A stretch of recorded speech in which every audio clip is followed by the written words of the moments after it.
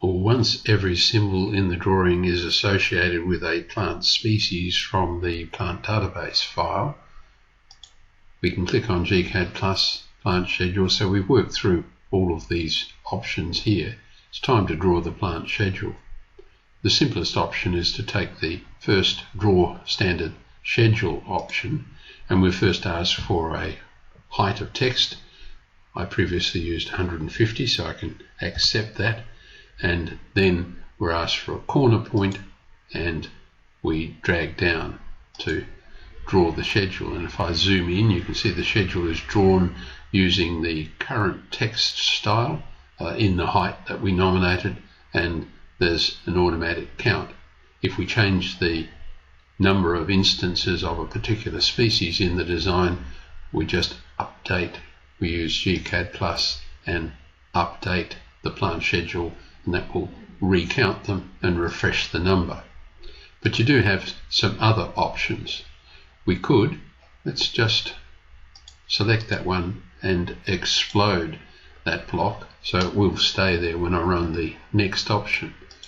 I'll choose plant schedule and custom content, and the first prompt down here in the command area is rather large at the moment. I can drag down using my mouse. I'm asked, do I want to include the plant symbol? In other words, do I want the symbol that we had in the standard one? I'll say no for that.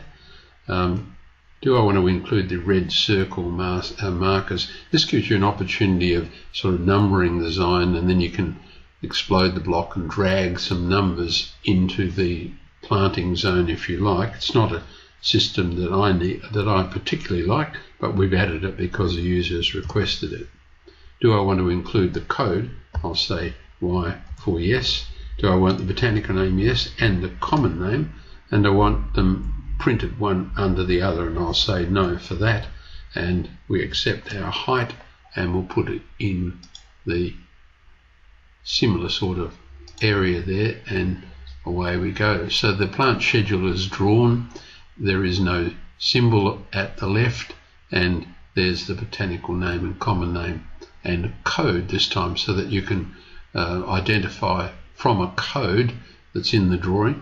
That code might well be placed using our smart label tool, which is up here in the smart plant label tool. That will take the code from the plant data file and enable you to print it automatically into the drawing. But for the moment, let's concentrate on these other options. If we run that custom option again, what I can do is just change my options. So I'll say, do I want to include the symbol? We'll say yes, we do. Do I want the red markers? Yes, we do. Do I want to include the code? No. And botanical name, yes. Common name, yes. And one underneath the other, we'll say yes for that. And again, accept our height and just draw over the top a new one. So we get our symbol, but we also get our red series. So we may have a bug there. I thought we said no to the plant symbol, but I'll check that. If we explode, you can say Abelia grandiflora, take that symbol and copy it and pop it into as a base point from there and to that point there, and we'll finish. So if we zoom in, that's, if you like, plant number one or group or zone number one, and corresponds to the glossy Abelia. So you can use that number device for identifying your plants.